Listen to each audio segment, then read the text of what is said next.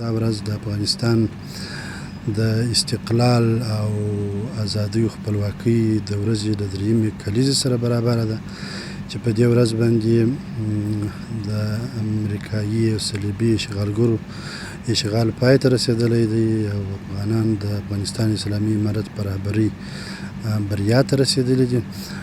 نو په همدې مناسبت د ولایت مقام د هدایت سره سم موږ د ولایت مقام بیرغ هم نوی کوي او دا دی چې د ولایت مقام د ټولو کارکوونکو همداسې د نورو مسؤلینو او ملګرو په وړاندې لوړ سو او ورپول سو. خلکو په خپله خوښه په ښه دلچسپۍ باندې د دې ورځې د نمانځنې لپاره چمتووالی نیولی دی. دوکاندارانو خپل دوکانونه په سپینو بیرغونو باندې مزین او ښایسته کړي دي. همداسې پر واټونو باندې سپین بیرغونه چې دي هغه رپېدلي دي. همداسې زینتي لایټونه چې دي هغه لګول سوي دي د ښاروالۍ د خوا څخه.